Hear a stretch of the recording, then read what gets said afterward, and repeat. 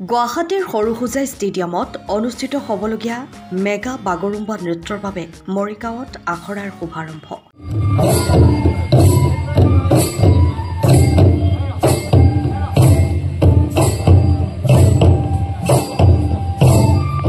বুধবাৰে মৰিগাঁও তৰুণৰাম ফুকন খেলপথাৰত বড়ো জনগোষ্ঠীৰ প্ৰায় 2 শতাধিক যুৱক যুৱতীয়ে বাগৰুম্বা নৃত্যৰ আখৰাত অংশগ্ৰহণ কৰা পৰিলক্ষিত হয়।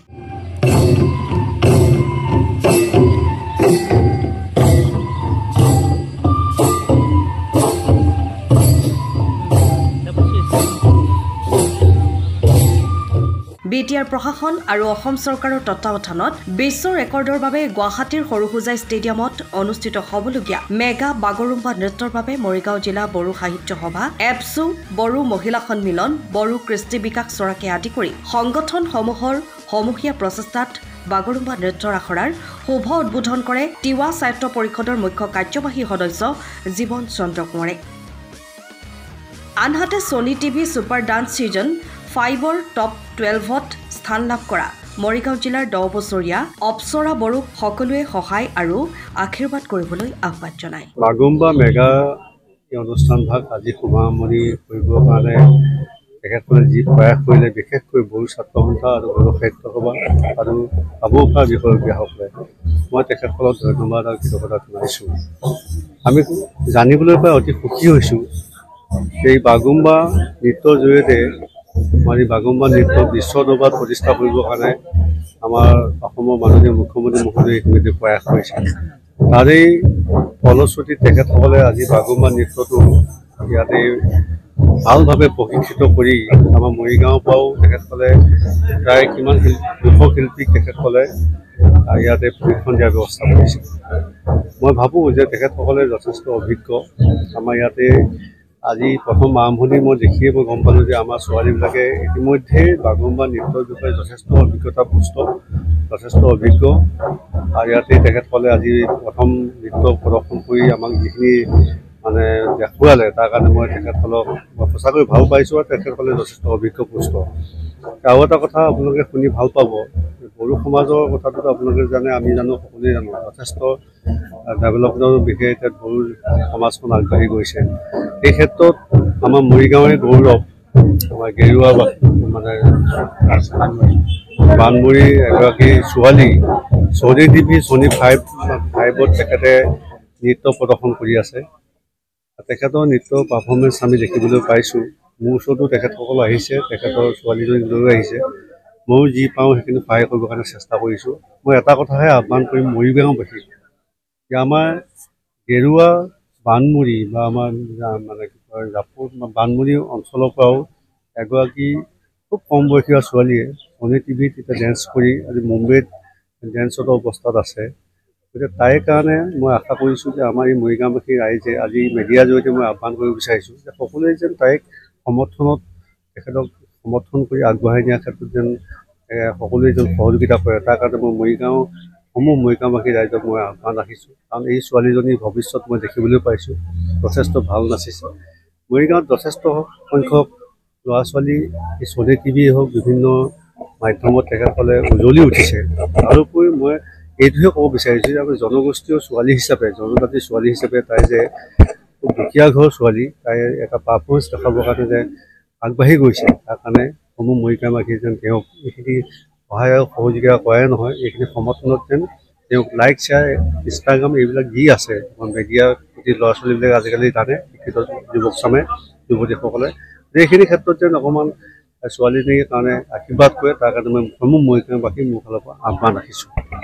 মই মৰিগাঁও জিলা বড়ো হাৰিমু আফাতৰ প্ৰেচিডেণ্ট। আপোনালোকক জনাই খুব মানে কি হেপী ফিল কৰিছোঁ যে আজি আমাৰ মৰিগাঁও জিলাৰ বড়ো ছাত্ৰ সন্থা আৰু বড়ো সাহিত্য সভাৰ আৰু ৰাইজৰ সহযোগত আজি যি বাগৰুম্বা নৃত্যৰ যিটো নেকি আখৰা মানে আজিৰ পৰা শুভাৰম্ভণি হৈছে, এই শুভাৰম্ভণিটো আমি ভাবিছোঁ ভালে ভালে মানে আগুৱাই যাব। যিটো নেকি বৰ্তমান বাগৰুম্বা প্ৰগ্ৰেম কৰিব গৈ আছে, সদৌ ভাৰতবৰ্ষৰ বিভিন্ন ৰাজ্যৰ পৰাও মানে ইয়াত পাৰ্টিচিপেট কৰিব আমাৰ এইখন গুৱাহাটীৰ সৰুসজাই ষ্টেডিয়ামত। গতিকে আমি মৰিগাঁও জিলা বাগৰুম্বা এই মানে পাৰ্টিও আমিও মানে তাত ভালকৈ যাতে আমি পাৰ্টিচিপেট কৰিব পাৰোঁ ইয়াৰ আশা আমি ৰাখিছোঁ। আৰু আমি আজি আৰু আশা কৰিম যে আমাৰ মাজত মৰিগাঁও জিলাৰে আমাৰ ধনী অপ্সৰা বড়ো নামৰ এই ভণ্টিগৰাকী ভাৰতবৰ্ষৰ ছনী টিভিত যি বৰ্তমান মানে ছুপাৰ ডেন্সাৰ কম্পিটিশ্যনত আছে, তাই বৰ্তমান টপ 12ত আছে। গতিকে আমি আশা কৰিম আমাৰ সকলো ৰাইজে অসমৰ, মই অনুৰোধ কৰিম অসমৰ সকলো ৰাইজে বিভিন্ন ছ'চিয়েল মিডিয়া ফেচবুকৰ জৰিয়তে হওক, হোৱাটছএপৰ জৰিয়তে হওক আৰু অন্যান্য যি মানে মিডিয়া আছে এইখিনিৰ জৰিয়তে যাতে মানে এই মাইনাক অপ্সৰা মাইনাক যাতে মানে উত্তীৰ্ণ হোৱাত যাতে অসমৰ নাম কঢ়িয়াই আনিব পাৰে, ইয়াৰ কাৰণে মই সকলো অসমবাসী ৰাইজক আৰু লগতে মৰিগাঁও ৰাইজক মই অনুৰোধ কৰিম যাতে অপ্সৰা মাইনাই মানে জয় কৰি আহিব পাৰে। সকলোৱে আশীৰ্বাদ কৰিব, এইটোৱে আৰু সহায় কৰিব, এইটোকেই মই আজি আপোনালোকৰ ওচৰত নিবেদন কৰিম।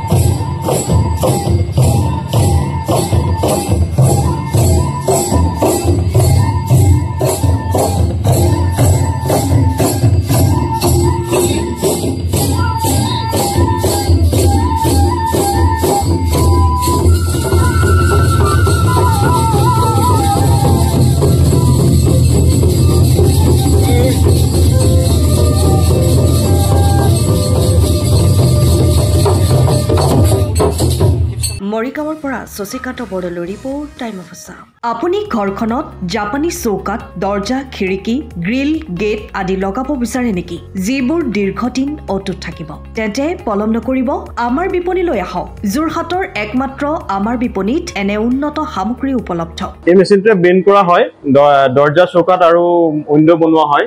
বাকী আমাৰ গেনব্লাইজত হয় এইবিলাক। আমাৰ ঠিকনা শ্ৰীৰাম এলুমিনিয়াম চেণ্টাৰ, DCB তিনিআলি, তৰাজান, যোৰহাট 785006। যোগাযোগৰ নম্বৰ 8638967754 অথবা 9401552548। পাল্লা বনোৱা আছে, গেলমেনাইজৰ হয়, এইটো প্ৰেছ ষ্টীল বুলি কয়।